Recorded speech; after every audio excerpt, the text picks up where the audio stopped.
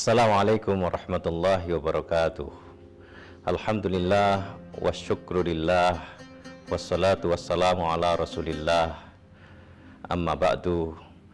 Saudaraku yang dirahmati Allah subhanahu wa ta'ala, jika kita membeli satu alat elektronik atau barang elektronik, tentu diikut sertakan di dalam barang tersebut ada satu buku manual.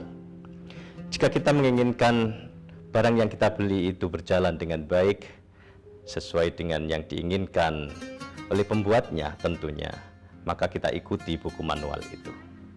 Demikianlah kiranya Allah Subhanahu wa taala juga ketika menciptakan manusia juga menyertakan bersama ciptaannya itu ada satu buku manual yang jika kita ingin hidup dengan baik, hidup kita baik seperti yang diinginkan oleh pencipta, maka kita sudah selayaknya mengikuti buku manual tersebut.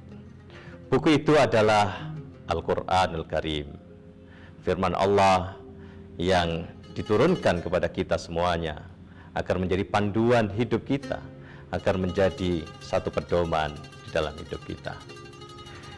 Sesungguhnya anjuran atau ajaran perintah untuk mengikuti Al-Quran sebagai pedoman tidak sekedar menjadi satu hal yang utopis atau yang ada di angan-angan, tetapi sudah dipraktikkan secara nyata oleh manusia-manusia terbaik yang pernah ada. Rasulullah SAW pernah bersabda yang diriwayatkan oleh Imam Al-Bukhari, khairukum qarni summal ladzina yalunahum summal ladzina yalunahum. Generasi terbaik di antara kalian adalah ada di abadku, kata Rasul. Kemudian generasi yang mengikuti setelahnya, dan kemudian setelah lagi. Imam An-Nawawi menyebutkan bahwa yang disebut dengan orang-orang yang ada di abad Rasulullah ini adalah generasi sahabat. Said Qutb memberikan satu komentar terhadap hadis ini. Mengapa generasi sahabat disebut sebagai generasi terbaik di antara umat Islam? Karena tiga hal. Yang pertama adalah karena generasi sahabat adalah orang-orang yang mampu menjadikan Al-Quran sebagai satu-satunya pegangan di dalam hidupnya. Lalu kemudian yang kedua, para sahabat mempraktikkan membaca Al-Quran. Tidak ada maksud dan niat yang lain kecuali untuk mengamalkannya. Membaca, memahami, lalu kemudian diamalkan. Itu orientasinya, satu-satunya orientasi niatan yang ada pada diri seorang sahabat.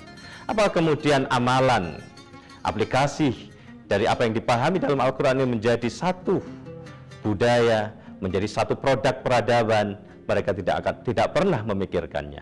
Yang penting adalah membaca, memahami, lalu kemudian mengamalkannya.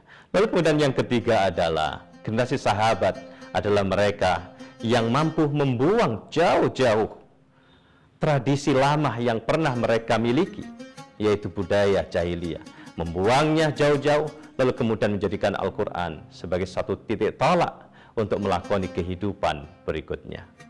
Inilah barangkali apa yang bisa kita baca dari para sahabat ini. Satu kata, yaitu totalitas dalam memegang Al-Quran. Kafah, total dalam berislam, total dalam menjadikan Al-Quran sebagai pedoman hidup kita. Sebagaimana Umar radhiyallahu anhu juga pernah meriwayatkan sabda Nabi. Hadis ini diriwayatkan oleh Imam Muslim di mana Rasulullah bersabda, "Innallaha yarfa'u bihadzal kitabi aqwaman wa yadha'u bihi akharin."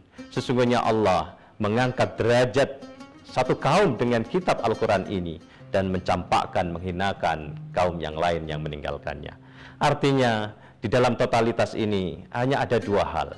Kita berpegang teguh sepenuhnya, maka kita akan berjaya, atau kita meninggalkannya, niscaya kita akan binasa. Oleh karenanya, bagaimana kita memegang Al-Quran sebagai satu-satunya pedoman hidup kita, sebagai jalan hidup kita? Barangkali ada baiknya kita mengikuti, ada satu tips yang seringkali orang menyebutnya dengan istilah ibtada. Yang pertama adalah imani. Yakini Al-Quran sebagai satu-satunya pedoman di dalam hidup kita. Lalu kemudian yang kedua adalah ibtada, yaitu bacalah, membaca Al-Quran ya, dengan sebaik-baiknya. Lalu kemudian yang ketiga T, tadabburi. Pahami apa yang kita baca, pahami, lalu kemudian kita jadikan sebagai satu refleksi, sebagai cermin di dalam kehidupan kita untuk kita amalkan pada langkah berikutnya, yaitu A, amalkan. Dengan memahami itu lalu kemudian kita mengamalkan, sebagaimana sahabat-sahabat Nabi juga mengamalkan apa yang mereka baca, apa yang mereka pahami dalam Al-Quran. Lalu kemudian yang terakhir D-nya yaitu dakwakan.